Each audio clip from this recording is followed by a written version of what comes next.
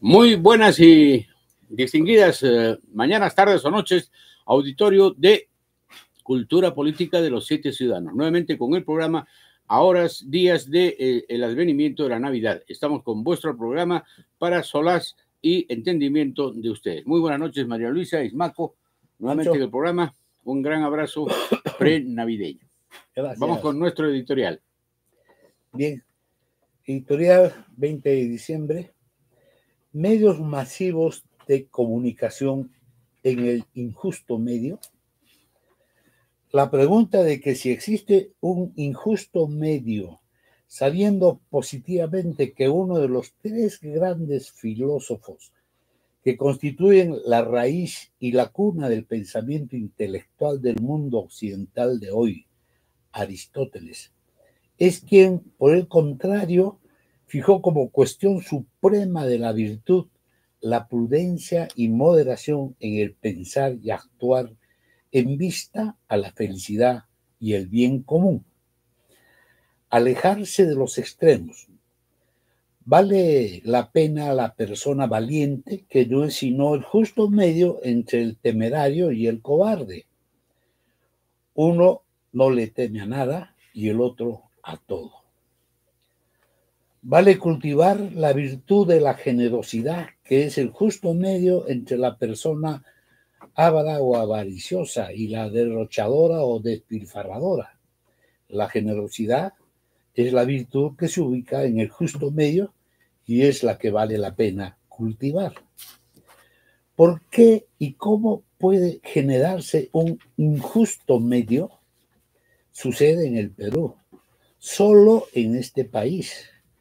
Sucede que cuando para el imaginario social, colectivo y especialmente para los que gobiernan, y con mayor énfasis para el cuerpo mental de quienes generan y hacen noticia en el día a día, y desde la voz de todo el Perú hasta las televisoras que desde Lima hablan de todo y por todos en el país, inundan e infundan con narraciones de hechos y situaciones en las que existe un promedio general evidentemente abrumador que borra todas las diferencias entre lo devastador de un extremo y del otro en el hecho o situación que se esté comunicando. La medianía es perfecta. No permite distinguir entre lo positivo y negativo de una manera de pensar y hacer sobre lo que se viene narrando. Lo que ellos están diciendo es todo. La voz de Dios en boca de un locutor de televisión. ¿Es ese el medio que no permite distinguir los extremos, el que es justo o el que es injusto? Aristóteles no planteó la cuestión en esos términos. Simplemente, en ese tiempo, no existe el escenario conceptual periodístico que hoy abruma. La pregunta es si la mediocridad constituye un justo o injusto medio, ya que esa es la situación existente en el país a la hora de estar atento a las noticias emitidas televisivamente. ¿Cuáles son los extremos positivos y negativos de la mediocridad? Hay que caer en cuenta, en este caso, en las consecuencias, ya que se trata de un hecho consumado. La mediocridad con mayúsculas. Se sabe que su origen se ubica en la inmadurez mental y espiritual, y específicamente en el acomodo a las circunstancias a como dé lugar.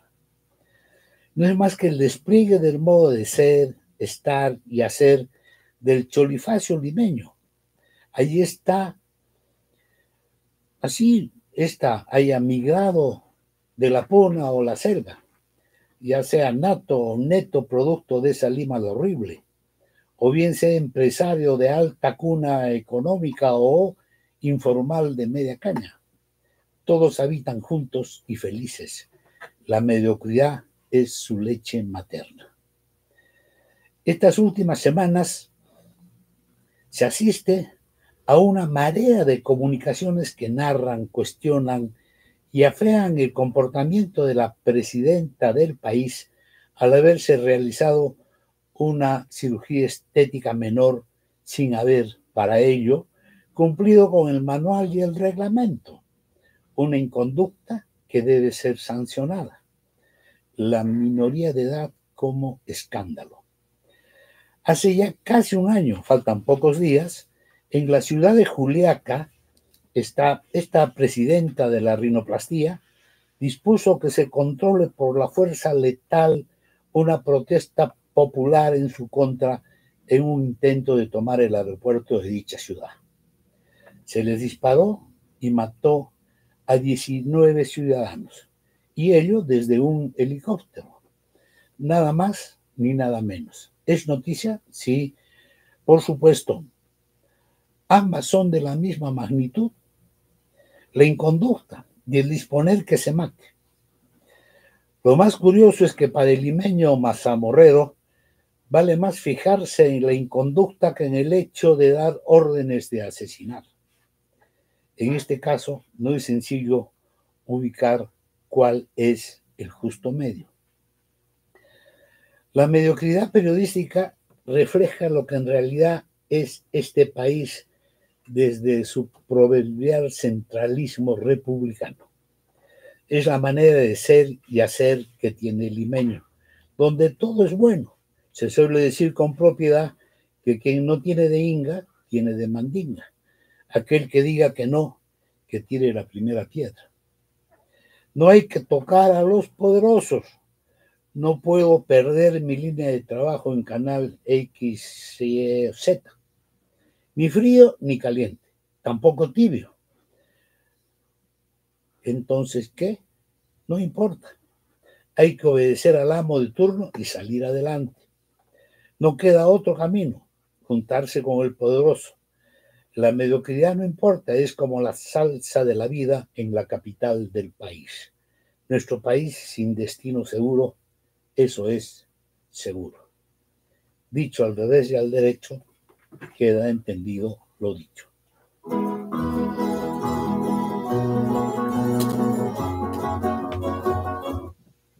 Bueno, nuestro editorial del día de hoy, y nos vamos a una historia especial. Este relato es de ficción sobre una decisión de gobierno que ocurriría el año 2080, de aquí a 55 años, y se llamaría Consagración de la vida republicana a la corrupción. Pues bien, viajemos hacia el futuro. Se trata de la lectura de un decreto ley que el Consejo de Ministros decidió que lea el Ministerio de Cultura y Autómatas Vivos como vocera del gobierno. Empieza la lectura el secretario de la señora ministra de Cultura y Autómatas Vivos.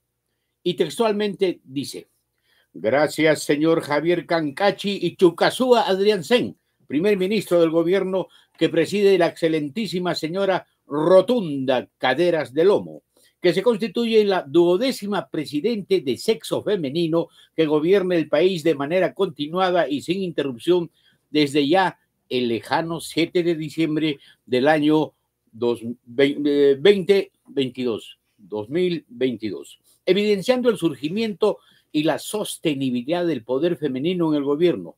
Son casi 60 años que las mujeres no sueltan el poder presidiendo el país y no lo dejan ni lo dejarán. ¿Por qué? Porque el autoritarismo político y el totalitarismo económico preside sus actos de gobierno. Y cada 5 años la población de este país, religiosamente amaestrado, reelige a mujeres porque quiere orden y quiere plata. Pero sin más preámbulos, vamos a los considerandos del decreto ley. Primero, se constata que la corrupción genera más millonarios que pobres. Esa constatación es de la Gijuneta y de la United Press Foster Company. En realidad, los pocos millonarios que antes habían, ahora se han multiplicado. Todos son millonarios, monetarios, así sean proletarios y pobres de espíritu. Tienen plata y por eso valen. Hacen lo que quieren y no hay castigo ni arrepentimiento, evidenciando que la corrupción es energía subterránea de progreso visible que ya no debe vivir encubierta ni invisibilizada. Segundo, que la verdadera identidad y cohesión social se ha conseguido a través de la multiplicación de la corrupción. Por tanto, como la mayoría incurre en robar, estafar y engañar, se ha dispuesto que la corrupción, en vez de ser castigada, sea ensalzada. Todo corrupto en nuestra patria será considerado benefactor del crecimiento económico. Tercero, que el saber popular pleno de valores afirma que gobernante que haga obra no importa que robe, traduciéndolo en la insuperable sentencia de no importa que robe con tal que haga obra, que es contundente radiografía y expresión del sentir nacional y de la realidad psicosocial y mental de la población. Por lo tanto, es necesario darle carta de ciudadanía a la corrupción. Cuarto, recordemos que el Ministerio de Cultura y Autómatas Vivos fue refundado un 28 de julio del año 2057 mediante decreto expulsivo emanado por inteligencia artificial instalada en La Videna, local donde funcionaba la Federación Nacional de Fútbol, que felizmente ha desaparecido protegiendo el prestigio deportivo del país desacreditado por el deporte del fútbol. En más de medio siglo, en 60 años, no vamos a ningún mundial y por ello se ha reemplazado a la Federación Nacional de Fútbol por la agremiación de autómatas vivos para propiciar el juego extendido y obligatorio en videocomputadoras. Todos sentados a divertirse. Ponerse la camiseta del país es un acto poco rentable. Quinto, hoy 28 de julio del presente año, consagrado al vientre sagrado selvático, se declara que nuestro país proclama, unge y embiste a la corrupción como patrimonio cultural inmortal e inmaterial de cultura viva de la nación, para así enaltecer, encomiar y fortalecer las habilidades de hurto, mañosería, sacada de vuelta, ventajismo, evasión de impuestos y modelado a diario del arte de esculpir coimas, de crear trampas y engañar, ennobleciendo lo retorcido en acciones generalizadas para toda transacción e intervención humana en el territorio patrio. Sexto, se afirma patrióticamente que solo la corrupción nos unirá y hermanará mediante el santo oficio de engañar y así convertir a la corrupción en el verdadero tejido social de la cohesión civilizadora en esta patria que liberó y también dividió Simón Bolívar. Séptimo, quien critique y se oponga a la presente resolución será acusado de honesto y honrado y procesado con todo el rigor de la ley. Octavo, no está de más recalcar que la corrupción como característica nacional por excelencia y es honor de los triunfadores. Es música en melodías que enaltecen nuestra vida patria en el océano de la corrupción. La corrupción es patriotismo. No olvidemos que el partido aprista fue el gran inspirador. Su inmortal ejemplo perdura hasta hoy. A ese partido político sobreviviente que el pasado mes de mayo recordó sus 150 años de fundación. ¿Pero por qué? ¿Qué lo fortaleció? Fue su inmortal lema que dice: el APRA nunca muere porque la corrupción es inmortal. Y nuestro país nunca morirá si fortalecemos la corrupción, que hoy es un bien generalizado. Defendamos a la corrupción con sentido de eternidad social. La población del país ha demostrado sus innatas habilidades para sacarle la vuelta a todo lo volteable, engañar a todo lo engañable y engatusar a todo gato y a toda liebre a vida y por haber. Noveno, el Ministerio de Cultura y Autómatas Vivos hace votos porque nuestro nuevo patrimonio nos haga felices, elimine los residuos de sentimientos de honradez y nos traiga buena y renovada salud ocupacional, vivencial y existencial, porque la historia ha demostrado en nuestra patria que no hay mejor remedio que nutrirse de sana corrupción. La corrupción sana porque enriquece. Décimo, finalmente se puntualiza que para no perder el sentido de importancia de la corrupción, todos los lunes, iniciando la semana laboral, a golpe de 6 de la mañana, la población deberá guardar un minuto de silencio para reconcentrarse y recuperar sentido sobre la importancia que significa corromper, ser corrupto y actuar con desparpajo y adecuado sentido corruptor. Decreto este ha sido leído por el secretario de la ministra de Cultura y Autómatas Vivos, cuyo género es cambiante y sus amores variantes y mutantes. La señora ministra, más conocida como Internet ambulante nocturno, es de fácil contacto extrasensorial, en especial en horas extras de oficina, donde no hace nada más que holgar, divertirse, haragañar y saciar apetitos altos y bajos, porque todo lo difícil lo hace la inteligencia artificial. Punto final. ¡Viva la patria morena y serena! Este fue la lectura de nuestro decreto del año 2080. Nos vamos ahora con nuestra conversación sobre la posmodernidad.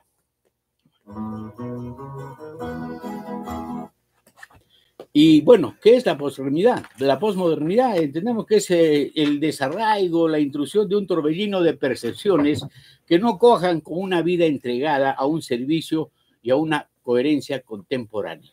La posmodernidad es una especie de desorden que no le interesa a nadie porque externamente no le importa e internamente cada uno lleva su propia vida, ¿no? Eso es parte de una definición, así, a grosso modo, de la posmodernidad. Sí, una de las características de la posmodernidad y que a mí me sorprendió gratamente, porque ya habíamos leído el libro cimero, pionero sobre esto de Jean-François Lyotard, Lyotard, francés, claro. ¿cierto? Y teníamos una idea más o menos, y en ese tiempo en Puno había la revista Hojas Escritas, y ahí en un artículo que habíamos escrito sobre la participación comunitaria, la editorial, o sea, tú habías puesto una foto donde se ve a unas muchachas del campo vestidas de diferentes maneras, ¿no? Donde ahí están usando, por ejemplo, medias cubanas, usan poler de chifón. O sea, claro, una especie de vestimenta totalmente atípica respecto de un canon establecido, ¿no? Tenía zapatitos de taco en plena chacra, tenía medias cubanas, tenía una faldita corta, tenía trenza, inclusive creo que ya estaba con su celular, es decir, haciendo una especie de chanfaina, una mezcolanza que a nadie le importaba, era parte de una vestimenta que irrumpía y rompía con todos los cánones establecidos, claro, ¿no? En cuanto a vestimenta. Y es una descripción que Lyotard hacía de un beduino que estaba en el desierto, en su camello, ¿no? Pero estaba con blue jeans y estaba con una Coca-Cola ahí, etc. Entonces, una de las características de la posmodernidad es que se pierde el sentido de la ubicación estética de las cosas, ¿no? Y después viene otra, que es, también me tocó vivir hay un kiosquito, una de esas calles de Lima, cerca del Ministerio de Salud. Tú vas y, bueno, como andas corto de plata, te comes tu almuerzo ahí. ¿Qué cosa es? Un ceviche en un plato y al ladito un tallarín, un mismo plato, y al otro arroz chaufa. Entonces, ¿qué es eso? Es comida, digamos, criolla, más comida japonesa o china y comida, bueno, italiana, ¿no? Se mezclan sabores. Entonces, es otra distinción del ser postmoderno, ¿no? Cómo mezclan estéticas, ahora mezclan sabores y todo lo juntan. ¿Cuál es la razón de esto? ¿Por qué? ¿A qué se debe? Es una especie de irrespeto o de cuestionamiento interno a los cánones establecidos de lo que ha sido la cultura occidental tradicional. En cuanto, por ejemplo, a la cultura, se es contracultural. En cuanto a los valores, es relativista la gente. En cuanto al progreso, es pesimista. Y en cuanto a los ideales, es escéptico. Es decir, no tiene una visión de coherencia y ni una obligación en plantearse, por ejemplo, buscar la justicia social, interesarse por algo externo, nada, o sea, él está insumido en su propia condición de hombre relativo que le viene y le va todo lo que sucede a su alrededor porque él es un fin en sí mismo. Esa es la posmodernidad, que no cree en nada de valores, entonces hay una contracultura al respecto, ¿no? Claro, es una persona que en este mundo occidental, debido obviamente a la situación en que uno se encuentra, ¿no?, carece de perspectiva de futuro. Por tanto, el presente es, el hoy es lo que interesa. lo que hay que vivir a plenitud. Y por eso mezcla sabores, mezcla estéticas, bueno, lo que encuentre lo usa, es como decir, usar, desechar, con tal de no, de no ver qué pasa más allá. O sea, no hay perspectiva de futuro. O sea, es una especie de, en vez de extroyección, es introyección, ¿no? Por ejemplo, se puede crear en la época del posmodernismo, pero se rompen todos los cánones establecidos. Por ejemplo, hay una arquitectura que se le llama la arquitectura posmoderna, donde se destruye el formalismo, se destruye el fundamentalismo, aparece el brutalismo, donde se mezclan todas las cosas. Y por ejemplo, en el caso de la ciudad de Puno, encuentras edificios de los más descalabrantes, ¿no? Pero la gente vive tranquila y feliz porque no le importa lo que era clásico, lo que era estable, y además no le interesa la crítica. Claro. Está eso consigo mismo. Ese es el posmoderno, que puede tener una función social, pero ese es irrelevante. Claro, pero en este caso de Puno es también la precariedad económica. Con lo que tienen llegan a hacer lo que pueden, ¿no? Entonces, pero en la esencia del postmoderno carece de esta perspectiva de futuro. Pero además de eso, pierde su significado el metarrelato, vale decir, la historia global. Trascendencia. La trascendencia. ¿No? Y por tanto, hay una contradicción clara entre el ser existencial, existente de la persona postmoderna y su condición social, humana, laboral, ¿no? Entonces hay una contradicción ahí y es en permanente tensión. Y es por eso que el alto riesgo es ahí la evasión. Y la evasión ya no está por el lado de mezclar sabores, estéticas, sino por el lado de el consumo de marihuana, el consumo de alcohol. O sea, el ser humano como un fin en sí mismo. Claro, entonces la evasión es otro. ¿Y qué contribuye a esa evasión ahora poderosamente? Porque hay otra característica que es sustantiva acá, es el prestigio que lo otorga al desarrollo tecnológico más que humano. Por tanto, los videojuegos empiezan a ser protagonistas de esta vida efímera, ¿no? Que carece de perspectiva, que no tiene destino, que termina en sí misma en el mismo día.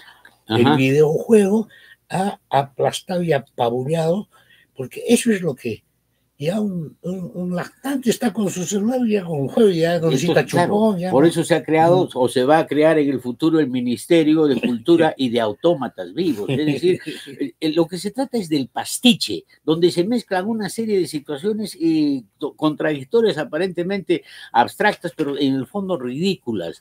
¿Qué es lo que había antes? La cultura, alta cultura, era música de la ópera. Eran las obras clásicas, era el arte estable que transmitió un mensaje y estaba muy ligado a la belleza, a la estética. Ahora no, cualquier exabrupto es parte de un arte moderno y donde el figurativismo y una serie de situaciones de esa naturaleza son componentes relativos de la percepción de la gente. Uno lo ve, bueno, pues, y que no le importa mucho, ¿no? Pero tampoco se interesa en transformar estas cosas. Es decir, somos unos quidam, esa palabrita del latín antiguo, es autómatas, ¿no? Sí. Autómatas, ¿no? Ya, lo postmoderno es, pues, tras de mí el diluvio, una cosa de esa naturaleza, ¿no? Sin claro. Vocación social. Por supuesto, las ideas de finalidad y progreso ya están mediatizadas, son irrelevantes. Lo mismo la idea de verdad. La verdad para el postmoderno es una situación que no es relevante, no interesa, ¿no? Y aquí recuerdo una conversación con un próspero ganadero ayavireño en el aeropuerto de Lima, trabajando por el Ministerio de Salud. Él se quejaba de su hijo. Su hijo es un, digamos, ya estaba en la década de los 30, ya para los 40, y le insistía en que él debería hacer lo que él como familia había hecho. Es un patrón, una cosa de conducta. Asentarse, de tener una esposa, tener unos hijos, tener lo que es el progreso, va a decir, una casa y bueno, un hogar donde establecerse, dejar futuro para sus hijos.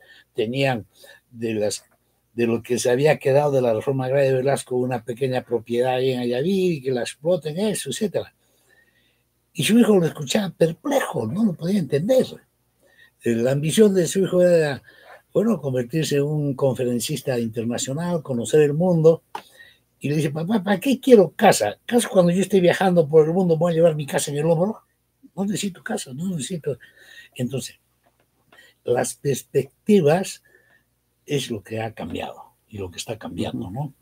Lamentablemente, en nuestra sociedad peruana, yo creo que hay con la epidemiología también una montura, sí. Estas perspectivas, hay gente que cree en el progreso, hay gente posmoderna, hay gente más tradicional. Entonces tenemos una mixtura que amerita ser estudiada con profundidad, con seriedad por investigadores. Entonces, la gente ¿no? posmoderna no cree, por ejemplo, en la justicia económica. Se desentiende del asunto, no le interesa resolver problemas o problematizarse frente a los problemas de los demás. La semana pasada hablamos de multiculturalidad.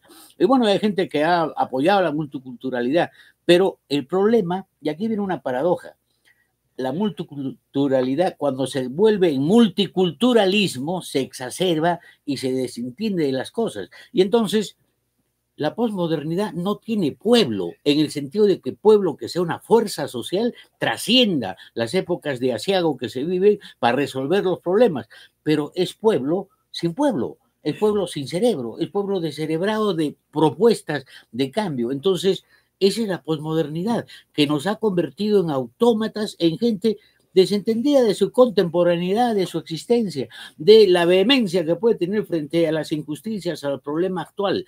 Y entonces la posmodernidad, reitero, es carencia de pueblo. Es un pueblo sin pueblo. Y esto no es un juego de palabras. Claro, pero acá hay otra cosa también bien sui generis, interesante, ¿no? Y es cómo caracterizan la episteme postmoderna algunos autores, ¿no? Y acá está. ¿Qué se valora más? Mira, lo otro, lo diverso, lo heterogéneo, el disenso, el conflicto, la disonancia, las discontinuidades. ¿A contrapelo de qué? De lo que venía de atrás, las rigideces, las seriaciones, encasillamientos, tipologismos, rigidizaciones, homogenizaciones, ¿no? Entonces, este es un escenario también muy interesante de ser investigado, estudiado con seriedad, con profundidad. Y como hemos dicho varias veces en nuestras conversaciones, Nancho, la Universidad Peruana y sus egresados no se plantan con seriedad observar lo que realmente pasa en el país. Y entonces están atravesados por lo que en otros escenarios se llaman programas de investigación. La Universidad de Londres, cualquiera de estos son los programas de investigación que investigan y eso es lo que les interesa a ellos y eso nos financia y se acabó.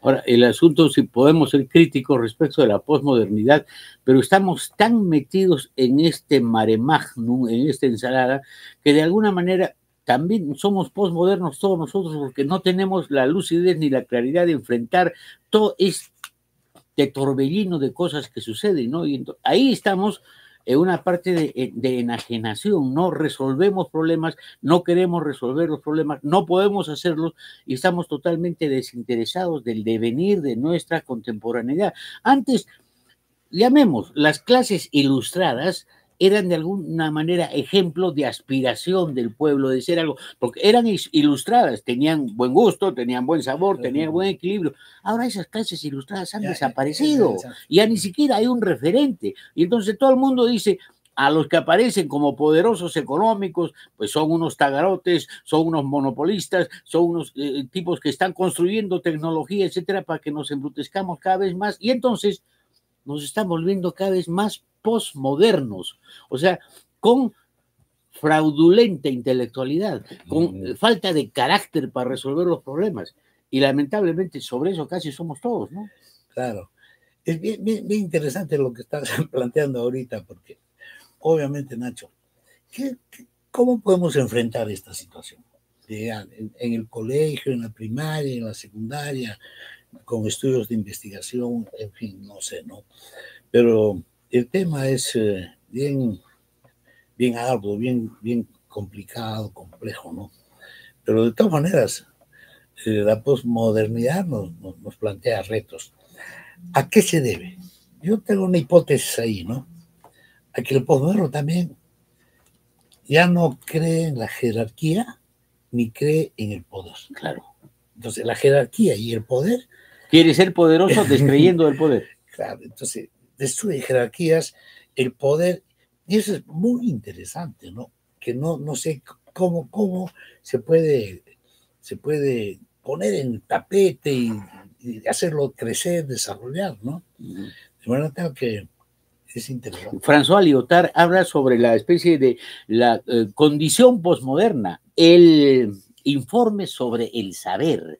Y entonces el saber está disociado, el saber ya no es de sabiduría, el saber es de acumulación de, como tú dices, de experiencias, somos más hardware y software y no somos energía y voluntad para resolver las cosas, ¿no? Esa es parte de la condición posmoderna que a todos nos sojuzga y nos apantalla. Claro, pero claro, es una hipótesis bien compleja, ¿no? Porque decir que el posmoderno tiene una voluntad más mediatizada, menos potente que es el moderno, digamos, bueno, habría que investigarlo más eso, ¿no?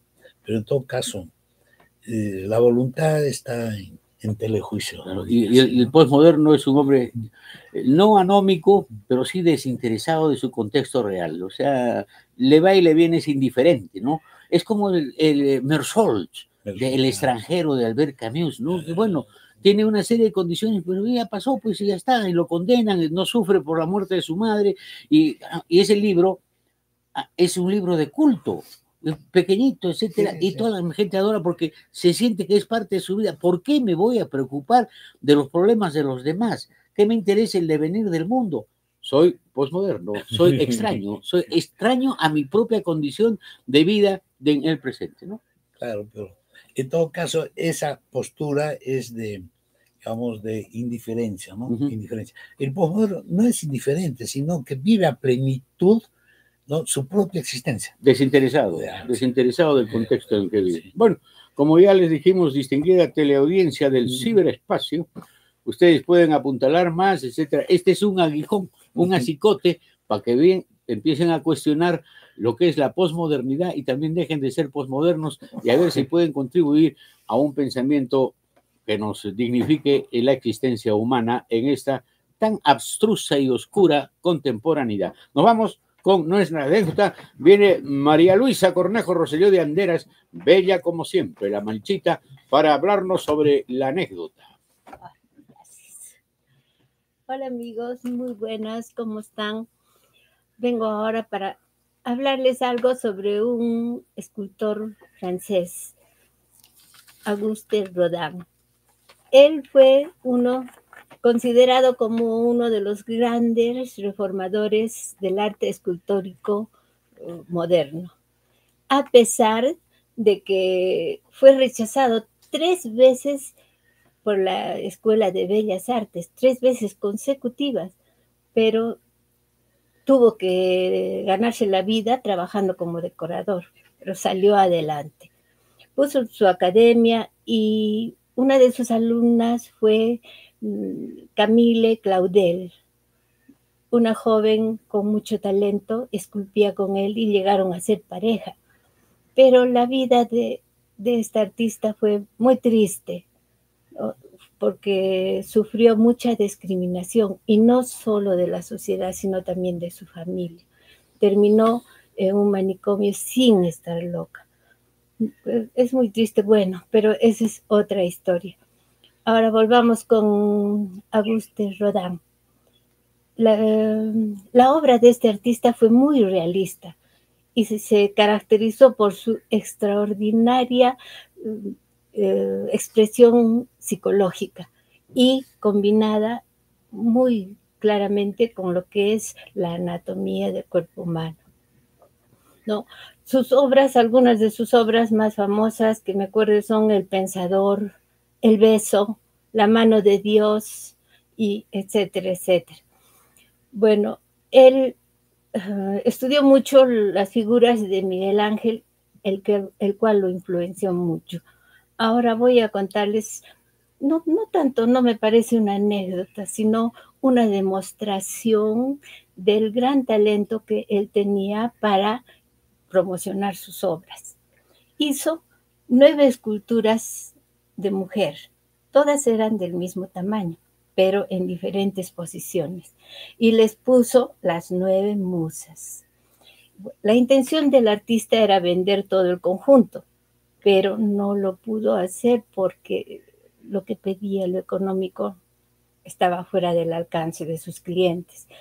Entonces lo pensó bien y dijo, bueno, entre unas semanas pasó y decidió venderlas por partes. Vendió 2 a los pocos días, le quedaron 7 y con su ingenio dijo, ¿qué les pongo? Les puso los 7 pecados capitales. Al pocos días vendió 2 más, le quedaban 5. ¿Qué le pongo? Le puso los 5 sentidos. Vendió una más, le quedaron 4, le puso las 4 estaciones. Luego vendió una, se quedaban 3. ¿Qué dijo? Le pongo las 3 gracias. Las 3 gracias ya.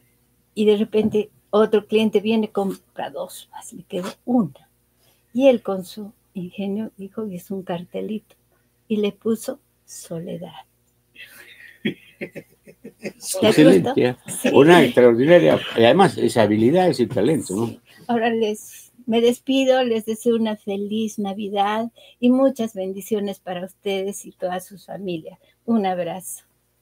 Siempre, Malichita tan encantadora, tan suavecita, Ismael tan reflexivo y yo tan atropellador, son parte de 3 hermanos que son hijos de padre y madre. Y ahora nos vamos a la biografía. Ernesto Sábato Ferrari fue un gran científico y literato argentino que nació el 24 de junio de 1911. Fue el 10º hijo de 11 hijos, todos varones, que tuvo el matrimonio de Francisco Sábato y Juana María Ferrari. Ernesto Sábato murió el aciago día sábado 30 de abril del año 2011, después de una vida refulgente. Murió a 2 meses de casi cumplir 100 años de edad. Fue un argentino extraordinario que, además de sus obras en diversas disciplinas, nos dejó sorprendidos por su tránsito de las ciencias exactas, de la física nuclear, de altísima forja de trabajos científicos, para irse a la literatura. Siendo investigador calificado y reconocido, se trasladó hacia la literatura, eso sí, de alto calibre. Sus obras de narrativas cimeras como Abadón el Exterminador, El Túnel o Sobre Héroes y Tumbas, y más descollante como magnífico ensayista en el concepto de muchos de sus lectores, con aportes de necesaria lectura como el sugestivo libro Uno y el Universo, El escritor y sus fantasmas, Hombres y engranajes, que le llevaron además por su vida prueba y ejemplar a ser considerado una lumbrera en Argentina. Tanto que el presidente Alfonsín le solicitó en el año de 1984 que presidiera la comisión investigadora sobre los crímenes que perpetró la dictadura asesina del militar Jorge Rafael Videla y demás secuaces, y culminó en el sorprendente informe Nunca Más, que detalla pormenorizadamente los cientos de asesinatos de hombres y mujeres argentinos a los que, después de torturarlos y vejarlos, los arrojaban de aviones en vuelo. Innombrable cobardía perpetrada durante años por esa dictadura militar. Ernesto Sábato, más que amigo, fue conocido, circunstancial y no muy querido por Jorge Luis Borges, a quien le disgustaba el severo y lógico raciocinio de Sábato, que usaba sus argumentaciones ceñido al pensamiento científico, pese a la narrativa que en el escenario de la literatura efectuaba. Borges, que es creación y juego de ficción y recreo de la metafísica con brillantes especulaciones hasta llegar a la literatura fantástica, enfrentaba a un Ernesto Sábato racional y creativo que volaba sideralmente con los pies en la tierra. Borges, por el contrario, volaba en tercera dimensión sin importarle la realidad real, porque era discípulo de Berkeley y devoto de encontrar en el tiempo y las palabras el verdadero rostro de la creación humana y de la propia vida, que también podía ser una ficción. Eran dos mundos opuestos, unidos por la pasión argentina, que inclusive llevaron adelante sus famosos diálogos Borges-Sábato, conversaciones en 4 jornadas a lo largo de 2 años, desde 1974 hasta 1975, y publicadas el año de 1976 en deliciosas intervenciones y complementación, donde ambos recitaban de memoria con fluidez y notable exactitud versos de diferentes autores y analizaban obras y acciones de políticos, de creadores, de artistas de diferente condición y calidad. Ernesto Sábato, en un librito de sugestiva lectura llamado Tango, describe con certeza y agudeza el origen y las peculiaridades de ese baile sensual que define la tipología y cierta idiosincrasia de los porteños bonaerenses. Le dedica el libro Tango con estas sentidas palabras, se los dedica a Borges. Las vueltas que da la vida, que da el mundo, Borges. Cuando yo era muchacho, en años que ya me parecen pertenecer a una especie de sueño, versos suyos me ayudaron a descubrir melancólicas bellezas de Buenos Aires, en viejas calles de barro, en redes y aljibes, hasta en la modesta magia que a la tardecita puede contemplarse en algún charco de las afueras. Luego, cuando lo conocí personalmente, supimos conversar de esos temas porteños ya directamente. Yo, con el pretexto de Schopenhauer o Heráclito de Éfeso, y luego, años más tarde, el rencor político nos alejó. Y así como Aristóteles dice que las cosas se diferencian en lo que se parecen, quizá podríamos decir que los hombres se separan por lo mismo que quieren. Y ahora, alejados como estamos, fíjese lo que son las cosas, yo quisiera convidarlo con estas páginas a que se me han ocurrido sobre el tango. Y mucho me gustaría, Borges, que no les degustasen, créamelo. Y yo firmo esta dedicatoria a Ernesto Sábato. No es en vano recalcar que Sábato fue un excelente pensador, pero al mismo tiempo extraordinario ser humano, militante de la ética y del sincero compromiso con la restitución y de la defensa de la verdad, tan maltratada y tergiversada e insaciadas, precarias y tan maltratadas como las latinoamericanas. Ernesto Sábato no fue posmoderno, fue un autor al que debemos acudir y revisitarlo para fortalecer nuestras convicciones libertarias, éticas y humanas. Así ha sido la biografía de esta noche. Bueno, hablando también de ese tema que es una crítica a la posmodernidad y a la indiferencia, nos vamos con este poema tan conocido, pero es que es necesario revisitarlo, de Bertolt Brecht. Dice: primero se llevaron a los judíos, pero como yo no era judío, no me importó. Después se llevaron a los comunistas, pero como yo no era comunista, no me importó. Luego se llevaron a los obreros, pero como yo no era obrero, no me importó. Más tarde se llevaron a los intelectuales, pero como yo no era intelectual, tampoco me importó. Después siguieron con los curas, pero como yo no era cura, tampoco me importó. Ahora vienen por mí, pero es demasiado tarde. Poema de Bertolt Brecht, que tampoco era posmoderno. Ha sido nuestro programa de hoy día, viernes. Tenemos el próximo y fin de este año, la próxima semana, ¿no? Sí, bueno, si Dios, como decimos, nos da vida y a ustedes Feliz paciencia. Navidad. Goodbye to kill the bandoleros.